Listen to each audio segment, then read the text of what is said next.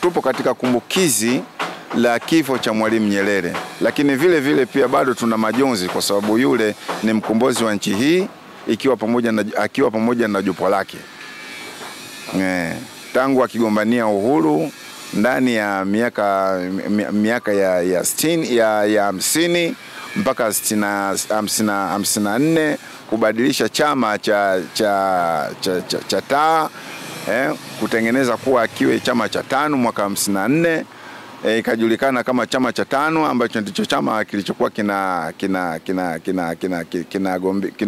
kinalilia uhuru wa nchi, na mpaka mwaka 61 chama cha tano kimeshika hatamu, kimechukua mamlaka ya nchi, kwa maana kwamba kimekomboa nchi mwaka 61 hadi mwaka 77 katika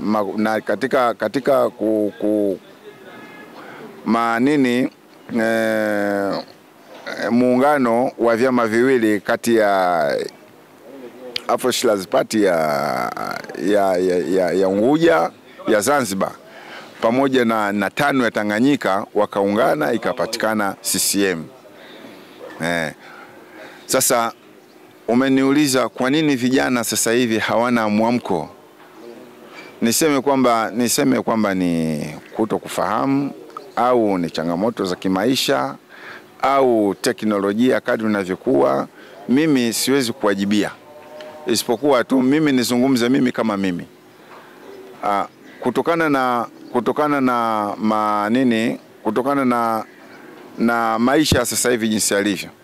Maisha sasa hivi yamekuwa tofauti na ya zamani. Ongezeko la watu linasababisha maisha yawe kidogo, kila mtu ajue wapi pa kukamata. Lakini zamani maisha yalikuwa mazuri, maeneo yalikuwa mapana. Mimi mwenyewe unapata Azimio la Arusha uhuru bado sijazaliwa, lakini hadi mwaka 64 mimi ndo nazaliwa. Kwa hiyo kuzaliwa kwa mwaka 64 mpaka kufikia umri wa mwaka 78 mimi nilikuwa tayari nimeshaanza kupata akili. Kwa hiyo zaidi ya hapo nilikuwa nafahamu, na kipindi hicho tayari nimeshaanza shule. Kwa hiyo tulikuwa tunafahamu kabisa, na nakumbuka sisi siasa tulianzia tukiwa shule. Wakati tupo shuleni tunasimama mstarini, mguu upande mguu sawa, tunakula kiapo. Wewe ni nani? Sisi ni chipukizi wa tano. Tupo tayari kutumikia chama chetu wakati wowote, muda wowote, mara kwa mara, Mungu nisaidie. Tulikuwa tunafanya hivyo, na viongozi na walimu wetu walikuwa wametufanyisha hivyo. Lakini sasa hivi kutokana na mfumo wa vyama vingi vya kisiasa, kwa hiyo zile itikadi zimeshatoka mashuleni, siasa hakuna, siasa zipo katika ofisi na mitaani. Kila mtu ana chama chake. Na kutokana na maisha ya Watanzania, hasa wa Afrika, sasa hivi siasa ni uadui. Kwamba hata mwenzako wa chama kingine amefariki, unamjengea chuki. Kumbe sio. Siasa kama siasa na ujamaa, kwa sababu sisi Watanzania wote ni wamoja. Kwa hiyo sisi sote ni wajamaa. Haijalishi kwamba ujamaa kwamba sio mpaka nchi na nchi ungane. Wajamaa wanapokaa pamoja, wanaelewana, wanajuana, ni kusaidiana. Na hiyo ndio kitu ambacho alichokuwa anakifanya Mwalimu Nyerere. Nakumbuka mwaka 73 anaanzisha vijiji vya ujamaa. Mwaka 74 rasmi watu wanatoka katika maisha yao ya kawaida, wanaingia katika vijiji vya ujamaa. Kitu cha kwanza kabisa Mwalimu Nyerere alisema siasa ya ujamaa na kujitegemea. Umeona Siasa ya ujamaa na kujitegemea maana yake ni nini? Ndani ya tano, lakini wanachama wote, wananchi wote kipindi kile, kwa sababu chama kimoja, wananchi wote wa Tanzania walikuwa tano. Na siasa ya ujamaa na kutegemea, vile vijiji vilikuwa vinaitwa vijiji vya ujamaa. Mimi kipindi kile ni mkubwa. Mwaka 74 tunaingia, mimi nina miaka 10. Umeona yani unakuwa pale mwanakijiji umesajiliwa, unakuwa unapewa heka moja yako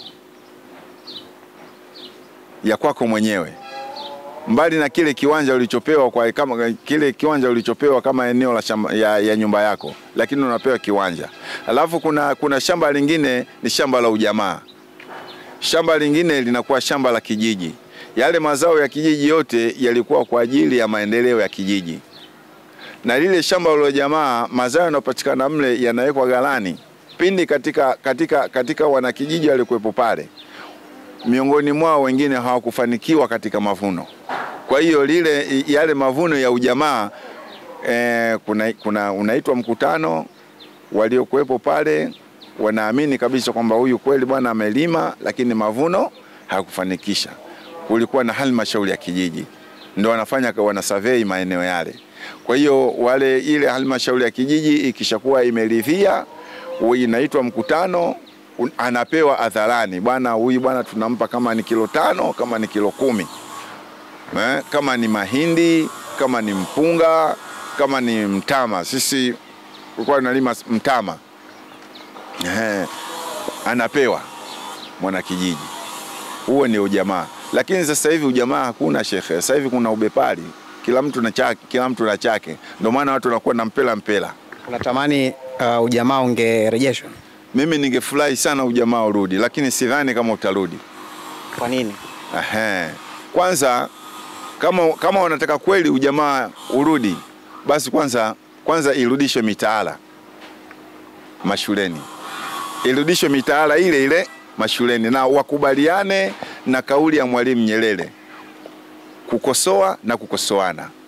Lakini unadhani mfumo wa vyama vingi umekuja pia kuondoa ile hali ya watu kutoishi katika ile falsafa ya Mwalimu ya umoja, ujamaa? Mfumo wa vyama vingi sasa hivi imefikia hatua pengine kuna ubaguzi unaoendelea wa kikabila, kirangi, ambapo alikemea.